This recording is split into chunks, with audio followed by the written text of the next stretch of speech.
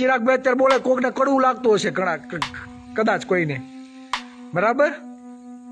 કદાચ કોઈને કડવું લાગતું હશે, કદાચ એમ થાય કે ચિરાગભાઈ તો ફલાણા વિરોધી છે ફલાણા, એના એવું નથી, અમે સમાનતામાં માનીએ છીએ, તમારા ભાગનું એ લઈ જાઓ, અમને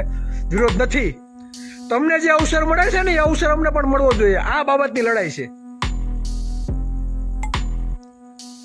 તમને જે અવસર મળે છે એ જ અવસર અમને મળવો જોઈએ। આઝાદીના એટલા વર્ષો થઈ ગયા, કેટલી વખત મુખ્યમંત્રી તમારા સમાજના બન્યા છે અને કેટલી વખત મુખ્યમંત્રી કોળી આહિર ભરવાડ હુતાર આ ઓબીસી સમાજના બન્યા છે,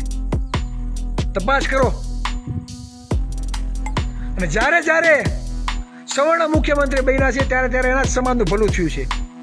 એની જ કોલેજો, એની જ શાળાઓ, એના ટ્રસ્ટો, એના સચિવો, એના જજો, એના કલેક્ટરો, એના આઈએસ આઈપીએસ અધિકારીઓ, આપણે હું ઘંટી વગાડવાની છે, આપણે ઘંટી વગાડવાની છે।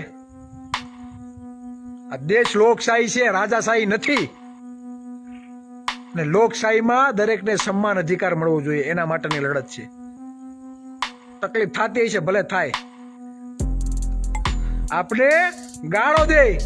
શું ફેર પડવાનો ભાઈ, જેને જાતિવાદી કેવું હોય કેવા માંડે ભાઈ, જેના વિરોધી કેવો હોય એના કહેવા માંડે,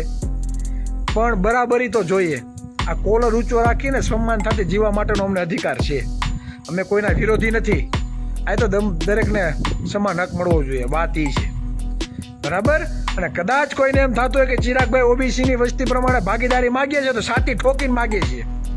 અને એટલી જ બધી જો બળતરા હોય તો કહી દો કે અત્યાર સુધીમાં અમારા 8 મુખ્યમંત્રી અમારા બન્યા છે, આ 6 મુખ્યમંત્રી અમારા બન્યા છે, તો 25 વર્ષ લગી અમારો કોઈ મુખ્યમંત્રી નહીં બને, આપો નિવેદન તમારામાં તેવડ હોય તો। જે જાતિવાદી કીડાઓ છે ને એની વાત કરું છું, મારું કઈ ઓઢવાની જરૂર નથી,